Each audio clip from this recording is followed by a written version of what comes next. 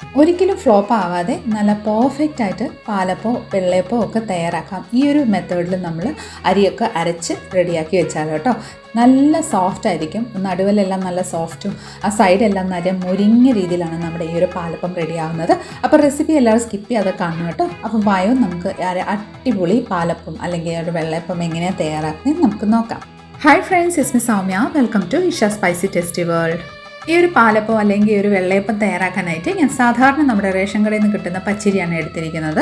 നിങ്ങളുടെ കയ്യിലുള്ള പച്ചരി എടുത്തോളൂ കേട്ടോ. അപ്പം നമ്മുടെ ഇഡ്ഡലി റൈസ് ആണെങ്കിലും കുഴപ്പമൊന്നുമില്ല.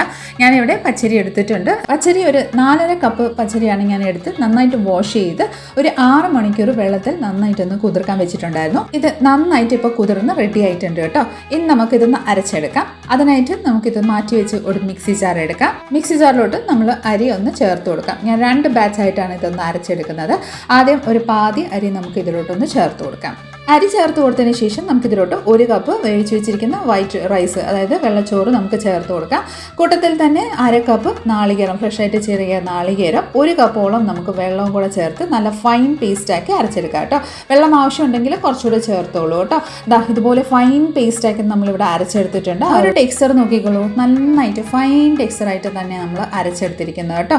ഇനി നമുക്ക് ഇത് ഏതൊരു പാത്രത്തിലാണ് നമ്മൾ ഫെർമെന്റേഷന് വേണ്ടിയിട്ട് വെക്കുന്നത് ആ ഒരു പാത്രത്തിലോട്ട് നമുക്കിതൊന്ന് ട്രാൻസ്ഫർ ചെയ്ത് കൊടുക്കാം. ഞാനൊരു വലിയ പാത്രം എടുത്തിട്ടുണ്ട്, അതിലോട്ട് നമ്മൾ ട്രാൻസ്ഫർ ചെയ്ത് കൊടുത്തിട്ടുണ്ട്. ഇനി നമുക്ക് ബാക്കി അരി ഒന്ന് അരച്ചെടുക്കാം. അതിനായിട്ട് ബാക്കിയുള്ള അരി നമുക്ക് ഇതിലോട്ടൊന്ന് ചേർത്ത് കൊടുക്കാം. ഇതിലോട്ട് ഫ്രഷായിട്ട് ചെറിയ നാളികേരം, 1 കപ്പ് വേവിച്ച് വെച്ചിരിക്കുന്ന വെള്ളച്ചോറും കൂടെ ചേർത്ത് കൊടുക്കാം. കൂട്ടത്തിൽ 1 ടീസ്പൂണ് ഇൻസ്റ്റൻറ്റ് ഈസ്റ്റും കൂടെ ചേർത്ത് കൊടുക്കാം. അതിൻ്റെ ഒപ്പം തന്നെ മധുരത്തിൽ നിങ്ങളുടെ താല്പര്യം അനുസരിച്ച് ചേർത്തോളൂ. ഞാനിവിടെ ഒരു 3 ടേബിൾ സ്പൂണ് പഞ്ചസാര ചേർത്ത് കൊടുത്തിട്ടുണ്ട്. കൂട്ടത്തിൽ 1.5 കപ്പ് വെള്ളവും കൂടെ ചേർത്ത് ഇത് നന്നായിട്ടൊരു ഫൈൻ പേസ്റ്റാക്കി നമ്മൾ അരച്ചെടുത്തിട്ടുണ്ട് കേട്ടോ. ഞാൻ ആദ്യം 1 കപ്പ് ചേർത്ത് ആവശ്യം വന്നപ്പോൾ കുറച്ചുകൂടെ ചേർത്തായിരുന്നു.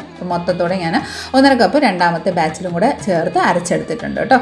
അതും കൂടെ നമ്മൾ ഈ ഒരു പാത്രത്തിലോട്ട് ഒഴിച്ച് ഇനി നന്നായിട്ട് ഒരു സ്പൂൺ വെച്ച് ഒരു 5 മിനിറ്റോ നന്നായിട്ടൊന്ന് മിക്സ് ചെയ്ത് കൊടുക്കാം കേട്ടോ. അപ്പോൾ നമ്മൾ ചോറും നാളികേരം ടോട്ടൽ എത്ര ചേർത്തെന്ന് ഞാൻ പറഞ്ഞുതരാം. 4.5 കപ്പ് അരിക്കായിട്ട് നമ്മൾ 1 കപ്പ് ഫ്രഷായിട്ട് ചെറിയ നാളികേരം, 2 കപ്പ് ഫ്രഷായിട്ട് വേവിച്ച് വെച്ചിരിക്കുന്ന നമ്മുടെ ചോറുമാണ് യൂസ് ചെയ്തേക്കുന്നത് കേട്ടോ. അപ്പോൾ അത് നന്നായിട്ട് നമ്മൾ മിക്സ് ചെയ്ത് റെഡിയാക്കിയിട്ടുണ്ട്. ഇനി നമുക്കിത് ഫെർമെൻറ്റേഷൻ ചെയ്യാനായിട്ട് വെച്ച് കൊടുക്കാം. ചൂട് കാലമായതുകൊണ്ട് 2 മണിക്കൂർ കൊണ്ട് ഫെർമെൻറ്റേഷൻ ആയി കിട്ടുന്നതായിരിക്കും കേട്ടോ. അപ്പോൾ ഒരു 2 മണിക്കൂറിന് ശേഷം എന്താ നോക്കിക്കോളും, നമ്മുടെ മാവ് ഇവിടെ നന്നായിട്ട് പൊന്തി പെർഫെക്റ്റ് ആയിട്ട് വന്നിട്ടുണ്ട് കേട്ടോ. ഇനി നമുക്ക് ഇതൊന്ന് ഫ്രിഡ്ജിലോട്ട് ഒന്ന് വെക്കാം കേട്ടോ.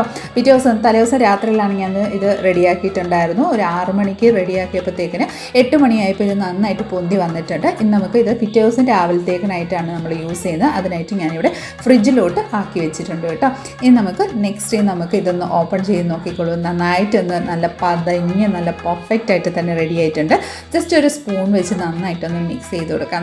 നമ്മൾ കപ്പിയൊന്നും കാച്ചാണ്ട് തന്നെ നല്ല പെർഫെക്റ്റ് ആയിട്ട് തന്നെ നമ്മുടെ ഈ ഒരു മാവ് ഇവിടെ റെഡി ആയിട്ടുണ്ട്. ഇതിലോട്ട് ആവശ്യമനുസരിച്ച് ഉപ്പും കൂടെ ചേർത്ത് ഒന്ന് മിക്സ് ചെയ്തോളൂ കേട്ടോ. ആ ഉപ്പ് ഇടുന്ന ഭാഗം ഒന്ന് വീഡിയോ എടുക്കാൻ പറ്റിയില്ല, സ്കിപ്പായിപ്പോയി, അതിന് ക്ഷമ ചോദിക്കുന്നു.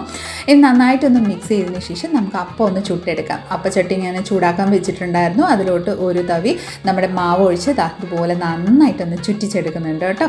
ഇനി ഫ്ലെയിം മീഡിയത്തിലോട്ട് വെച്ചതിന് ശേഷം ഇതുപോലെ ഒന്ന് ബബിൾസ് ഒക്കെ വന്നതിന് ശേഷം നമുക്കിനി ലിഡിറ്റ് ക്ലോസ് ചെയ്ത് അതൊന്ന് വേവിച്ച് എടുക്കാം കേട്ടോ. ഒരു 2-3 മിനിറ്റ് മതി ഇതൊന്ന് വേവാൻ വേണ്ടിയിട്ട്. പെട്ടെന്ന് തന്നെ ഒന്ന് വെന്ത് കിട്ടുന്നതായിരിക്കും കേട്ടോ.